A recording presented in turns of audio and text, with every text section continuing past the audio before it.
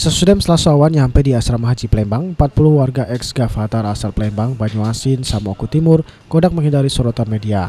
Namun akhirnya Rabu awan mereka galak ngejuk keterangan kepada para awak media. Akibat dibalik ke daerahnya masing-masing, sebagian warga ex-Gavatar ini masih bingung nentu ke masa depannya, mengingat harta benda serta lahan perkebunan mereka masih ada di Kalimantan. Suladiman warga ex-Gavatar ngato ke sampai mana dia masih dipusing ke untuk nentu ke arah tujuan hidup sebab dia tidak punya modal usaha lagi. Sebelum berangkat ke Kalimantan Mei 2015 yang lewat, Suladiman ngaku sudah aktif di kelompok Gavatar. Dia tertarik bergabung di Gavatar dan bertani di Kalimantan dengan KT paksaan. Dengan kondisi ini, terpaksa dia harus tinggal ke lokasi tempat tinggalnya di Kalimantan padahal usaha taninya sudah nak panen. Tadi Mas, kalau ditanya rencana ke depan, saya sudah bilang saya mau bertani lagi di sini. Ya nantilah. Ya. Kalau mau bertani bukan keberatan masalah bertaninya.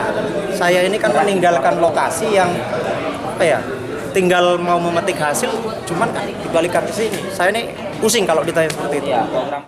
Sebagian warga ex-Gavatar ini berharap sesudah dibalik ke pemerintah pacak mikir ke nasib mereka karena sudah tidak punya modal.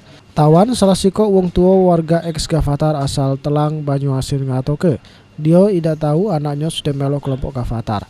Anaknya tersebut ngaku ke Kalimantan melok program transmigrasi. Tahu alasannya Pak,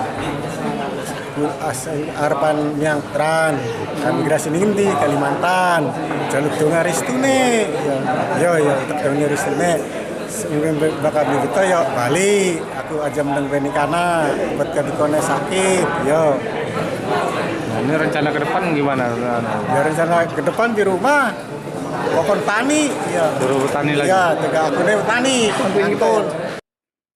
Julius Lumban Gaul, PAL TV.